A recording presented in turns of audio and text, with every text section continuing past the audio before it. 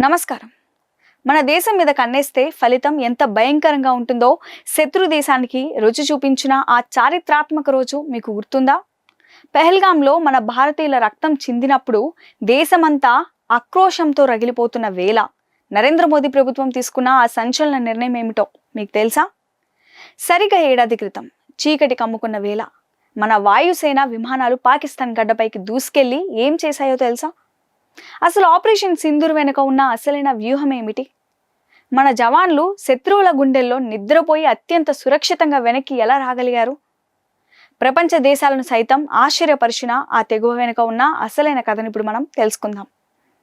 పెహల్గాంలో జరిగిన దాడి భారత ఆత్మ గౌరవాన్ని దెబ్బతీసే ప్రయత్నం. కానీ నవభారతం ఆ దెబ్బను మౌనంగా భరించే స్థితిలో లేదు. ఈ దాడికి ప్రతిఘటన ఉండాలని, అది శత్రు ఊహకు కూడా అందని రీతిలో ఉండాలని ప్రధాని మంత్రి నరేంద్ర మోదీ స్పష్టమైన ఆదేశాలు ఇచ్చారు.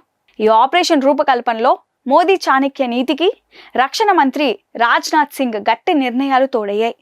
ఇక ఈ మొత్తం ఆపరేషన్ను అత్యంత గోప్యంగా ఒక పక్కా ప్రణాళికలతో అమలు చేయడంలో జాతీయ భద్రత సలహాదారు అజిత్ దోవల్ తన మేధశక్తిని ఉపయోగించారు. వీరి ముగ్గురి సమన్వయంలో ఆపరేషన్ సింధూర్ ఒక అద్భుతమైన సక్సెస్ స్టోరీగా మారింది.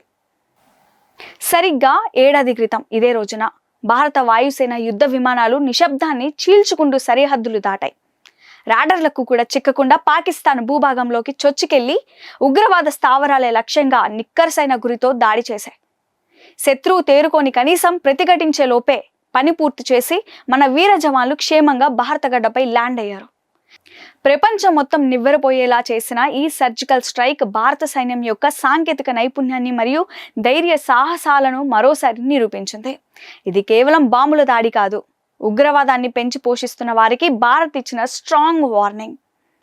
నరేంద్ర మోదీ నాయకత్వంలో భారత్ తన రక్షణ విధానాన్ని ఎంతలా మార్చుకుందో చెప్పడానికి ఆపరేషన్ సింధూరే ఒక నిదర్శనం. ఉగ్రవాదులు ఎక్కడ దాక్కున్నా ఏరివేస్తామని, అవసరమైతే శత్రువు ఇలాకాలకు దూరి మరీ కొడతామని ఈ ఆపరేషన్ ద్వారా స్పష్టమైంది. రాజ్నాథ్ సింగ్ రక్షణ దళాలను సన్నద్ధం చేసిన తీరు, అజిత్ దోవల్ ఇంటెలిజెన్స్ నెట్వర్క్ ఈ విజయానికి ప్రధాన బలాలు. ఆపరేషన్ సింధూర్ జరిగి ఏడాది పూర్తయిన ఈ తరుణంలో మన దేశ గౌరవాన్ని కాపాడిన భారత వాయుసేన జవాన్లకు మరియు దేశ భద్రత విషయంలో రాజీ పడని మన నాయకత్వానికి మనమందరం సెల్యూట్ చేద్దాం. మిత్రులారా, మన సైన్యం పట్ల మీకున్న గౌరవాన్ని కామెంట్ సెక్షన్లో జై హింద్ అని తెలియజేయండి. మన దేశ సైనిక పరాక్రమం గురించి, భారత ప్రభుత్వం సాధిస్తున్న విజయాల గురించి మరిన్ని ఆసక్తికరమైన విషయాల కోసం మన ఛానల్ను ఇప్పుడే మైండ్ మీడియా ఛానల్ను సబ్స్క్రైబ్ చేసుకోండి. ఈ వీడియోను మీ మిత్రులకు షేర్ చేసి ప్రతి భారతీయులో దేశభక్తిని నింపండి. ధన్యవాదాలు. జై Hind. Mind Media, the voice of India.